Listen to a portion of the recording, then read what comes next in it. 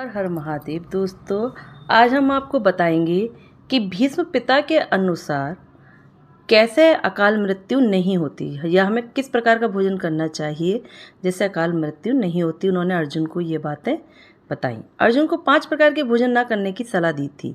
हमारे धार्मिक ग्रंथों में केवल धर्म की ही नहीं बल्कि कर्म से जुड़ी बातों के बारे में भी ज्ञान दिया गया है। आज हम बात करेंगे भोजन के बारे में।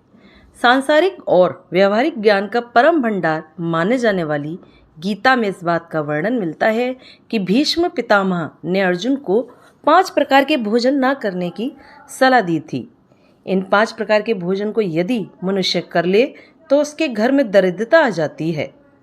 सबसे पहला भोजन, भीष्म पितामह ने ऐसे भोजन को कीचड़ के समान बताया है।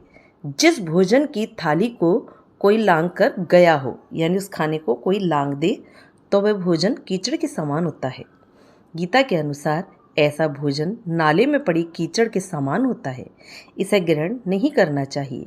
यदि गलती से भी आप घर में भोजन की थाली को लांग गए हो तो बेहतर होगा कि इस भोजन को स्वयं न खाकर जानवरों के लिए डाल दें।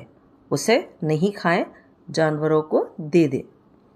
दूसरा भोजन, गीता में दूसरा गलत प्रकार का भोजन उसको बताया गया है जिस भोजन की थाली में पैर से ठोकर लग गई हो या फिर किसी का पांव लग गया हो। ऐसा भोजन खाने योग्य नहीं रह जाता है। ऐसे भोजन को ग्रहण करने से बचना चाहिए, नहीं तो आप दरिद्र हो सकते हैं या आपके घर में गरीबी आ सकती है। इसलिए इस प्रकार के भोजन को ग्रहण ना करें। तीसरा भोजन, गीता में भीष्म पितामह ने बताया कि तीसरा खराब प्रकार का भोजन वह होता है जिसमें बाल निकल आए। ऐसे भोजन को खाने योग्य नहीं माना जाता है, यह दूषित हो ही जाता है। ऐसा भोजन करने वाला व्यक्ति जल्द ही जल्द कंगाल हो जाता है।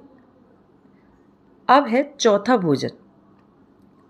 चौथे प्रकार का भोजन भीष्म पितामह ने वह बताया कि अगर पति और पत्नी एक ही थाली में भोजन कर रहे हों तो उनका प्रेम एक मद के रूप में उस भोजन में आ जाता है। किसी तीसरे व्यक्ति को उस भोजन में शामिल नहीं होना चाहिए। यह उसके लिए नुकसानदेह साबित हो सकता है।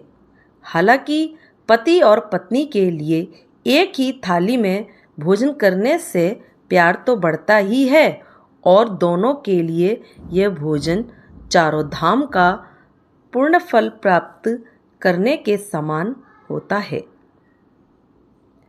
अब दोस्तों, पांचवा भोजन। अब आपको बताएंगे कि किस प्रकार का होता है पांचवा भोजन।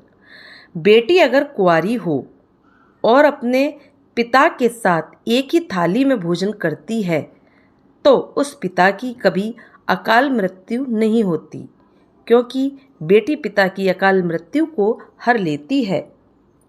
जब भी खाना खाएं तो अपनी पुत्री को अपने साथ एक ही थाली में थोड़ा सा हिस्सा जरूर दें, जिससे कि उसके पिता की अकाल मृत्यु ना हो सके। तो दोस्तों, देखा भीष्म पितामह ने अर्जुन को किस प्रकार बताया कि किस प्रकार का भोजन हमें ग्रहण नहीं करना चाहिए। तो दोस्तों, आपको मेरी कहानी अच्छी लगे लाइक करें, सब्सक्राइब करें, ज़्यादा से ज़्यादा शेयर करें। धन्यवाद।